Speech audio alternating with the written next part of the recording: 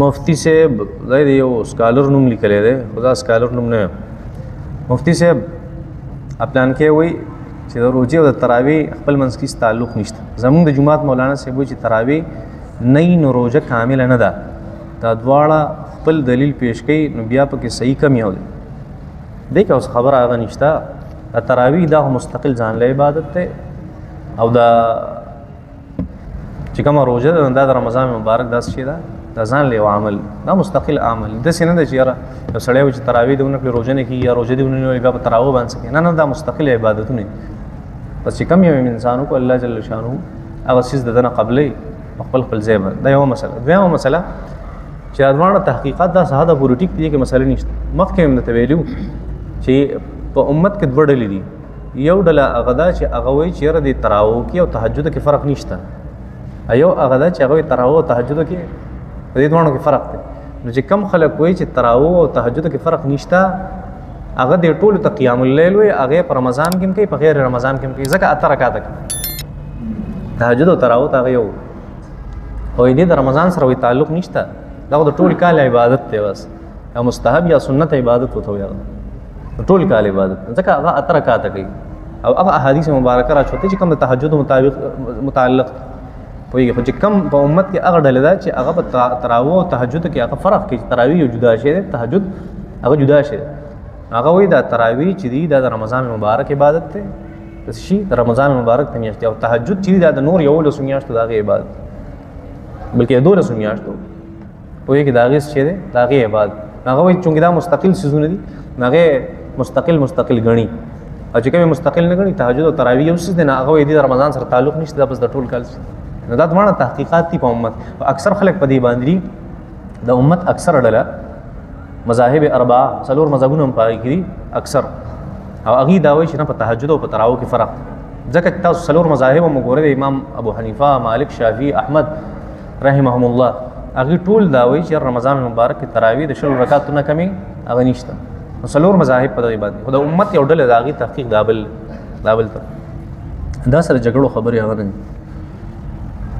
دا وایي چې مفتی صاحب ما تقریبا 6 کال منځ نه دی کړی مسلسل استغفر الله ربي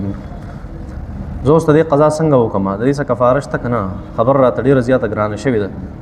د دې خبر ډېر په ټینشن کې اچولی منځ کوئ مسلمانانو منځ خو ډېر عظیم عبادت ډېر لوی څیز دی منځ الله جل شانه چې کله د الله د حقوق خبر راځي د الله څومره حقوق دي په انسان دا ټولو خبره چې د الله د حقوق خبره په قرآن مجید کې راځي د هغې دپاره الله جل شانه د اقامت الصلاة لفظ ذکر کوي واقیم الصلاة یعنی دا الله د حقوق خیال وساتي او د صلات تذکره په کې ځکه کوي چې دا بنیادی شی دی حق ته د الله جل شانه انسان په ژوند کې ډېر برکت یې دي سره بیا وروسته چې ستومانه کېږي راګرځولی نه په وخت عبادت کوه نو مسله دا ده چې را دې څه نوره کفاره نشته بس دا قضا راوګرځوه دا قضا اسانه طریقې دا ده چې د هر مونځ سره یو مونځ راګرځوه بس اسانه وي د هر مونځ سره یو مونځ راګرځوه صرف فرایض راګرځوه سنت او قضا هغه نه او د ماستان سره وتر هم راګرځوه ځکه وتر مستقل مونځ دی حدیث شریف کې راځي چې الله جل شانه د پنځو مونځونو علاوه تاسو لپاره یو مستقل مونځ هم هغه بل هم برابر کړی چې هغې ته څه ویلی شي وتر ویلی شي د وترو قضا مې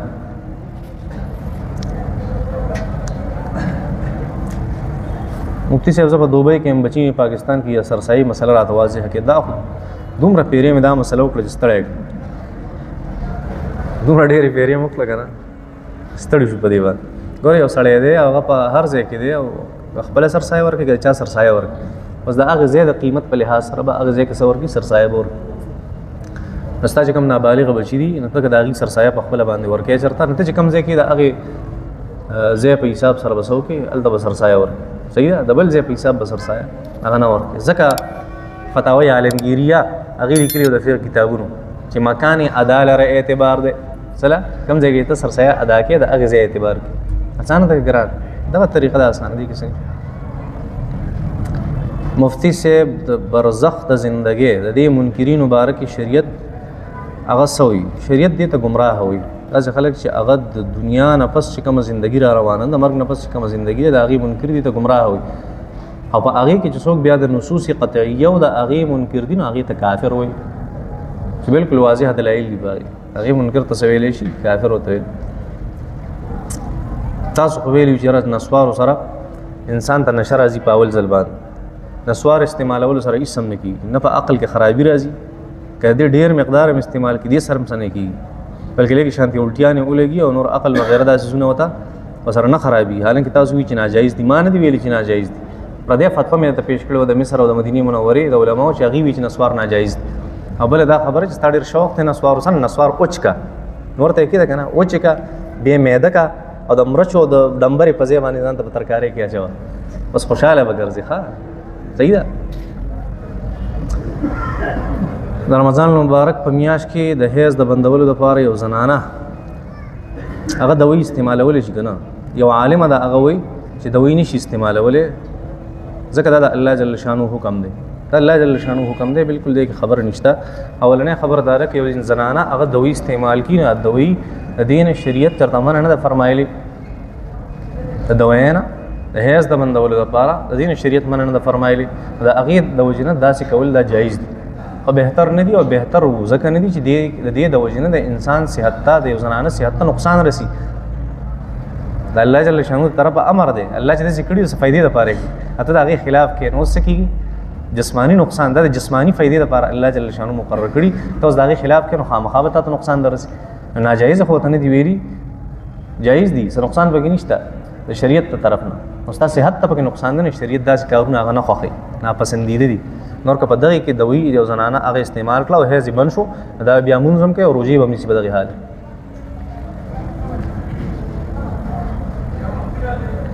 مفتی صاحب یو عالم دین هغه وايي په ټیک ټاک باندې راځي چې د رمضان د 10 ورځې رحمت 10 ورځې مغفرت او 10 ورځې اتق من النار د خلاصېدو دا روایت دا نشته صحیح روایت آیا رښتیا وي دا روایت چې داسې الفاظو کې دی چې دا اول رحمت بیا مغفرت بیا اتق من النار دی طریقې سره چې کوم روایت ته کمزور دی ضعیف دی حالانکه نور صحیح حدیث مبارکو نه معلومیږي چې دا خبره ټیک صحیح ده نور حدیث مبارک دا هغه د معنی نه معلومیږي چې دا درست نور دا الفاظو کې چې کوم حدیث ته ضعیف مفتی صاحب نماز ډېر زیات خفه دی او ډېر پریشان یم زما د پاره دعا وکړئ چې زما پریشانی ختم شي الله جل شانه دې ټول مسلمانانو پریشانی ختم کی سره تاسو مفتی صاحب دا کوم آیت چې تاسو یاد کړئ د غانو بجانو د حرمت باره کې نو ما چې تفسیر وکړ په تفسیر کې ما ولیدو چې دې کې قصې یاد کړې دي غانې بجانې نه دي یاد کړې نه ما قسم یاد کړې غانې بجانې هم یاد کړې دوانه مې یو الناس من یشتری له الحديث ليضل عن سبيل الله بغیر علم صحابه کرام تفسیر دا دی چې دا الله فرمایي چې دا خلق په پیسو باندې الله جل شانو د آیتونو مبارکه او خلاف له الحديث لی له الحديث کې صحابه کرام تفسیر دا دی چې دا غانې بجانې او هر فضل گویا غیاد غانې بجانې او هر فضل گویا عبد الله بن مسعود صاحب عبد الله بن عباس صاحب خبر تاسو ته ما په دې باندې پیش کړو مفتی صاحب زما کډنیز کې اس ګردو کې زما ګردو کې زخم دی او سټیکی فلوئډ هغه هم ایکسکریټ کیږي او کپڑے بار بار ناپاک کیږي ډیر علاج مې وکړو په فرق ناراضي وظیفه راته وخای و سورۃ فاتحه وای ځان له بدم او اذان په دمو او دې سره پیپسي مسکا کولډ ډرینګ سدامس کا ټیک پش ګردې چې خرابې دادا سيزونه خرابې او دویم ټینشن خرابې چې کم سړی ټینشن کو کم سړی پیپسیان او کولډ ډرینګ سکلې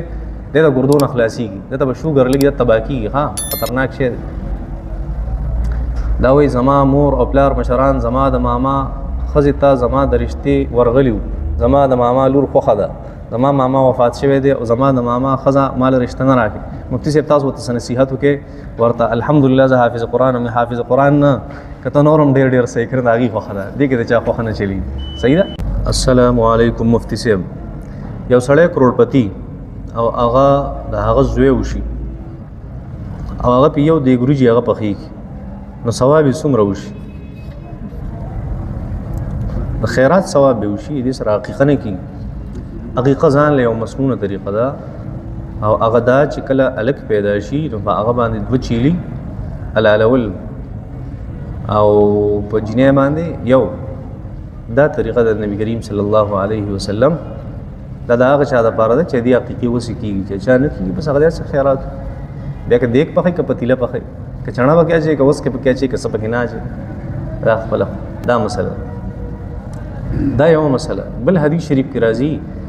و یو انسان چې داغه د حقیقي وس کیږي او هغه الله بچي ورکی او د په حقیقتونه کې دا بچي وي الله سره غاڼي وي هر ټیم دا غستې شي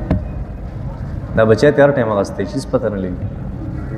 دا دونه خطرناک خبره ده انسان وس کیږي او د الله د شکریا په تور سونه کې حقیقتونه کې حقیقي طریقه مې توازن په اومه یا په څوارلسمه ورځ باندې سره د دغې چیلو وینې تویول دا یو مسنونه طریقه ده. صحیح ده. که میلمانه دي ډېر نو د هغې په ځای بیا غټ څاروی هم حلالولی شي. یو منټ غټ څاروی هغه هم حلالولی شي، خو بهتر نه دي. بهتر همدغه دي چې کوم د نبي علیه الصلاة والسلام طریقه وه. نور که غټ څاروی دی حلال کو، هغې کې به هغه شرط چې کوم قربانۍ کې شرط دی په عمر باندې به هغه پوره او په هغې کې د اوو جینکو څه کولی شي، عقیقه کولی شي، اوه حصې پکې جوړولی شي. او هلکان پکې څو جوړېږي؟ هغه پکې 3 جوړېږي، 3 نیم څو 3 نیم هلکان هغه هم پکې جوړېږي. بس خبره مې کوله څوک به خفه شي. تاسو څه ما ویلي د بعضې کسان د عقیقه په قربانۍ کې چې هغې کې پیسې ونیسو هغې کې بالکل صحیح ده. یو سړی دی هغه قربانۍ کې یو حصه جدا ونیوله د جنیه دپاره د عقیقې دپاره، بالکل درست ده. 2 حصې پکې د هلک دپاره ونیولې، بالکل ټیک، دې کې څه نقصان نشته. ها یو مسلمان ته خنزیر ویل هغه څنګه دي؟ دا ګناه ده. مسلمان ته څوک خنزیر نه وایي. ښه خنزیر خو نجس شی دی، پلید شی دی، او مسلمان خو پاکي، مسلمان صحیح پاکي په کلمې سره الله پاک کړي، په عبادت سره، په نیکو اعمالو سره، په اخلاص سره، په صحیح نیت سره الله سره یو تعلق، دا ګناه ده. نبی کریم صلی الله علیه وسلم فرمایل مسلمان سره جګړه کول دا د کفر کار دی، او مسلمان ته کنزل کول دا ګناه ده. بس اسانه مسله.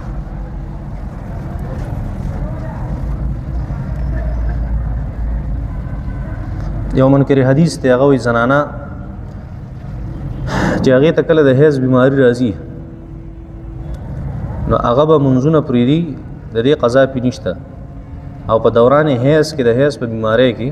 دا به باقاعده روژه نیسي. او کم خلک چې وایي چې حیض دا بیماری او مرض دی دا په غلطه باندې دي، ځکه چې مرض هغې چې انسان ته پکې تکلیفي او دې له پکې دوایي ورکړی شي. دغه د قرآن مجید فیصله ده. د مولیانو مثال د فرعون دی، د فرعون د جادوګرو دی، او زما دلیل چې دې مثال د موسی علیه السلام د امسا دی. اولنې خبره دا انکار حدیث فتنه دی، داسې خبرې به کېږي. اولنې خبره اسانه ده چې حضرت عائشہ رضی الله تعالی عنها فرمایي، صحیح حدیث دی، هغه دا چې حضرت عائشہ فرمایي رضی الله تعالی عنها چې موږ باندې به کله د حیض بیماری راله مسلمانانو زنانو باندې، نبی علیہ الصلوۃ والسلام موږ ته حکم کو چې تاسو په دې کې روژه ونیسئ او په دې کې مونځ هم مه کوئ. خو بیا به راته دا ویلی شو د نبی علیہ السلام د طرف نه، نبی علیہ الصلوۃ والسلام به راته دا وي چې تاسو به د مونځ قضا نه راوړئ او تاسو به د روژې قضا راوړئ. خبره دې ځای پورې پوره شوه که اوس راځو دې خبرې باندې لږ شندې پوسټ مارټم به وکړو لږ شند. اولنۍ خبره خدا ده چې منکر حدیث دا وایي چې زه صرف قرآن مجید منم. صحیح ده. دی وایي چې په قرآن مجید کې دا نشته چې یو زنانه هغه به د روژې د حیض په حالت کې څه نه نیسي، روژې به نه نیسي. دی دا وایي په قرآن مجید کې خو دا هم نشته چې زنانه به د حیض په حالت کې مونځ نه کوي. دا هم په قرآن مجید کې نشته. دا ته د کوم ځای نه وایي چې د کوم ځای نه ته دغه وایې که نه، د حق ځای نه به دا بله خبره م ځکه دا دواړه په حدیث کې دي، دا دواړه په قرآن مجید کې نشته. پوه شوې په دې مسله به اسانه مسله ده. په قرآن مجید کې څنګه دا نشته چې یو زنانه به د حیض په بیماری کې مونځ نه کوي، څنګه پکې روژه به نه نیسي. پوهېږي په دې باندې دغه شان پکې دا هم نشته چې هغه په دې کې مونځ نه کوي. دا په قرآن کې نشته. دواړه خبره دا یو خبره. دویمه دی وایي چې یاره دا حیض چې ده دا بیماري نه ده. بیماري خو هغه چې انسان ته پکې تکلیف وي او انسان له پکې دوایي ورکړی کېږي، دې ته څه شی ویلی چې بیماري. حالانکه قرآن مجید په خپله دې ته بیماري او تکلیف ویلی. یسألونک عن المحیض قل هو اذن. دا څه شی دی؟ اذا څه ته وایي؟ اذیت څه ته وایي؟ تکلیف ته نه وایي. عربی کې اذا ویلی شي تکلیف ته او ګندګۍ ته، دې دواړو دې څه شی ویلي؟ اذا ورته. قرآن مجید خو هغې ته بیماري ویلی، قرآن مجید هغې ته تکلیف ویلی. تا ته څه منګوڼ درخطې ته وایي دا بیماري نه ده او تکلیف نه ده. او دا هم څه ضروري نه چې په هره بیمارۍ کې خلک څه ورکړي؟ دوایي ورکړي. دا ضروري ده؟ دا هېڅ ضروري نه. دویم ټیک ته دا د بیمارۍ چې دا بیماري او تکلیف دی که نه دی، نه ته پوهېږې په دې خبر، نه زه پوهېږم په دې باندې. یو 2 منټ بله به تم د زنانه سره کښېنې، زه به هم کښېنم، تپوس به دې وکړو چې په دې کې تکلیف وي که نه. صحیح ده. د دې نه هټ کر به یو بل کار وکړو، د زنانه سره هم نه کښېنو ځکه ته به اوس زنانه سره دې سره به څوک کښېني، نه یو بل کار وکړو، دواړه به د ډاکټر سره کښېنو او ته به ووایو چې د حیض بیمارۍ باره کې ستا څه خیال دی چې دا تکلیف او بیماري او مرض دی که نه دی. ډاکټر نه به تپوس کوي ځکه په مرض باندې او په بیماری باندې څوک ډېر ښه پوهېږي ډاکټر ښه پوهېږي او یا هغه انسان په خپل تکلیف باندې په خپله پوهېږي نو زه تپوس ته وکړه که نه چې څه وایي دې ته څه مطمئن شوی په دې خبره که نه دا مو که منکر حدیث له به جواب نه ورکوي د خبرې هغه چې کومه خبره ده کړې ده که نه هغه د عقل سره اصل کې ډزې کړي خو زه حیران دا یم چې دې منکرینو حدیث دي چې کوم دي دیم ګوره فین فالوورز دي ډېر خلک د دې مخې ته هم ناست وي هغه څه کوي ماشاءالله سبحان الله چې کله انسان د قرآن او د سنت نه لرې شي او د پیغمبر سره تعلق ختم شي بیا داسې قسم قصې هغه راځي منځ بیا هر چاته سبحان الله الحمدلله سبحان الله الحمدلله دا خبرې دي بس الله جل شانو د خیر او دا و چې د مولیانو مثال د فرعون د جادوګرو دی او زما مثال د موسی علیه السلام د څه د امسا دی نو تپوس ته وکړئ ته د فرعون جادوګر او د موسی علیه السلام امسا مني خو عجیبه کار دی عقل سره دونه ډزې کړي چې په قرآن مجید کې دا نشته قرآن مجید کې خدا هم نشته چې یاره سپی خوړل هغه شی دي ناروا او حرام دي بله وځې خم مزیدارې ذبحه که بغټ اختر کې او په خپل هم ځان برابر کا ما والد صاحب وایي که نه وایي چې خوراک په چا ډېرو کوی ځان دی په ډیس کو نو به دغې خوراکمن ځاله په بریانۍ کې واچو دغه سپی د غټ اختر په ورځ باندې په خپل هم ستا چې کوم فالورز دي په هغې مخته چې پته ولګي ځکه قرآن کې نشته قرآن کې به کوم ځای کې سپی حرام دا خو نشته په قرآن اسانه مسله ده خو داسې شی دي بس دا فتنې الله جل شانو دې رحم وکړي بس عجیب عجیب چلونه نن وخت کې به د حق او د باطل پہچان هغه مونږ څنګه وکړو د هر یو سړی د قرآن او د حدیث هغه وایي خو په خپله طریقه او په خپل عمل او په خپل فکر باندې مونږ عوام به څنګه د حق عمل او خبرې پہچان وکړو ډېر خفه کړی یم د امت علماو هر یو ځان ته حق بل ته غلطه وایي اوله خبره دا ده چې ته به حق پرست څنګه پیژنې د حق پرستو د پیژندلو نه مخکې اول ته حق وپېژنه حق هغه دی چې په قرآن مجید کې دی د پیغمبر په زندګۍ کې دی دا حق وپېژنه حق پرست په خپله وپېژنې دا اسانه مسله او ته خو عجیبه وی چېرې موږ نه پېژنو چې کوم یو سړی په حق باندې نه کوم سړی د قرآن او د پیغمبر په طریقه باندې بس هغه حق طریقه باندې او کوم سړی دی هغه یو سړی هغه په محراب او په منبر باندې ناست دی او هغه د قرآن مجید درس ته ناست دی او کنزل کې یو هغه سپکې سپورې وي او د مسلمانانو بېعزتي کوي او په مسلمانانو پسې خبرې کوي او د مسلمانانو سپکاوی کوي او د مسلمان امت علما چې دي د هغې بېعزتۍ کوي اوس دا سړی په حق کېدی شي دا سړی ته په دې نه پوهېږي چې غیبت یو حرام کار دی نه یو سړی چې په امام بخاري لګي په امام مسلم پسې لګي په امام ابو حنیفه پسې لګي او د هغې سپکاوی کوي او صحابه کرامو پسې لګي ته په دې نه پوهېږي چې دا کار غلط دی یو عام مسلمان پسې یو سړی لګي دا غلطه نه ده دا غیبت نه دی دا سپکاوی نه دی او د امت په دې خلکو پسې صحابه کرامو نه واله د اخري امتي پورې په دې ټولو پسې چې یو سړی هغه لګي او خبرې کوي او سپکې سپورې وي که دې سړي باره کوم څه خیال دی دا حق په حق کېدی شي دا په حق نه شي ته په دې نه پوهېږې 50,000 نوټ او 0 په نوټ کې خو فرق کولی شي دا راته چا ښودلي ته بې حیثیتي مسلمان په دې نه پوهېږي چې غیبت څه شي د بې حیثیتي مسلمان په دې خبره نه پوهېږي چې غیبت یو غلط کار دی صفت یو ښه کار دی ته په دې نه پوهېږي دا خو ډېرې اسانې مسلې دي نو ولې هسې چې انسان خوی خراب وي نو بانې ورسره ډېري نو بانې مه کوه دا قرآن دا واضح دی دا د پیغمبر خدا صلی الله علیه وسلم زندگی واضح ده صحابه کرامو دا محنت کړی دی تابعینو دا تحقیقات کړي دي د ټول امت کې دا خلک دا خبرې موږ ته را رسولي دي او ډېرې صفا او واضح هغه پرتې دي وایي ته اوس ماده پرست شوې او بار ګرځې او مزې کې چرچې کې پیسه ګورې سره زر ګورې سپین زر ګورې ډالرې ګورې او یورو پسې ګرځې پاونډونو پسې ګرځې او بیا د چا ومنو دا خبره ټیک نه ده دا خو د مسلمان شان ده د مسلمان شان دا دی چې هغه غلط او صحیح پیژني بلکې دا غلط او صحیح دا خو یو ملحد سړی هم پیژني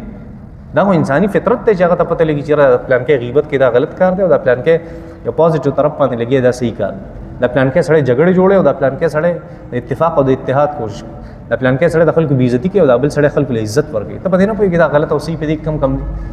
ولې نه پوهېږي په دې ډېر اسانه مسله نو هسې باندې نه پکار او حق پیژندل دا ډېر آسان کار دی دا د انسان یو فطرتي شی دی بس الله د په طبیعت کې حق اچولی چې حق څه شی دی او باطل دی پیژني په دې باندې